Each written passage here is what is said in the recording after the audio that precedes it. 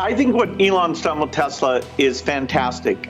It's probably the biggest single contribution to showing us that electric cars are part of how we solve climate change. And now he's got a carbon removal challenge. So we need more Elon Musks. We need one for steel and cement and all the different categories. God only knows what's up with him, all things considered. We saw his new truck.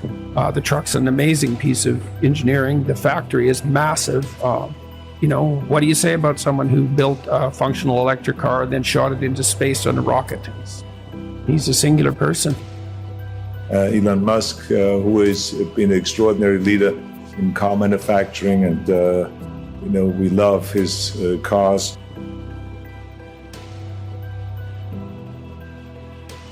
Work like hell. I mean, you just have to put in, 80 to 100 hour weeks every week. But all those things improve the odds of success.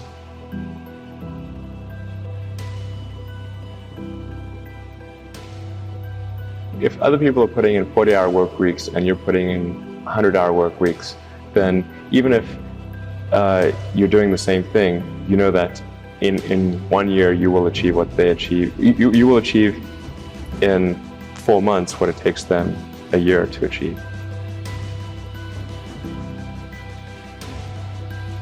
I think the right way to think of things is like, what is the most useful thing that you can think of to do, and that others are not doing? If our problems are getting well solved by others, there's not much point in going and then competing against them if they're going to solve it well anyway. It's better to work on things that you think probably enough smart people aren't working on.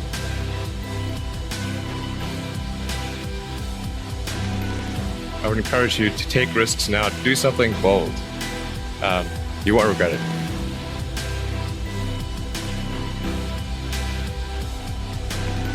I would say I'm motivated by curiosity more than anything.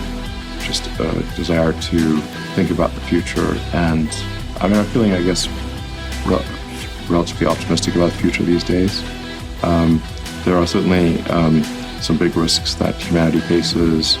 I think the population collapse is a really big deal that I wish more people would think about. I was always sort of really interested in reading when I was a kid, and I read everything that I could get my hands on. I read the encyclopedia, probably age 9 or 10. Well, and not that I actually wanted to read the encyclopedia, but I ran out of things to read, so in desperation I read the encyclopedia.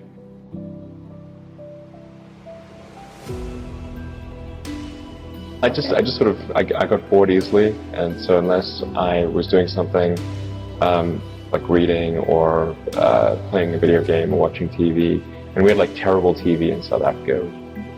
I like watching TV, right. But there wasn't that much of it.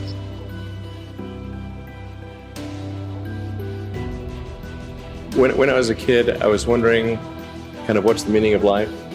Like, why are we here? What's it all about? And I came to the conclusion that what really matters is trying to understand the right questions to ask. And the more that we can increase the scope and scale of human consciousness, the better we are able to ask these questions. There are certain things that are necessary to ensure that the future is good, and some of those things are, in the long term, having long-term sustainable transport and sustainable energy generation, to be a spacefaring civilization, and for humanity to be out there among the stars and be a multi-planetary species. I think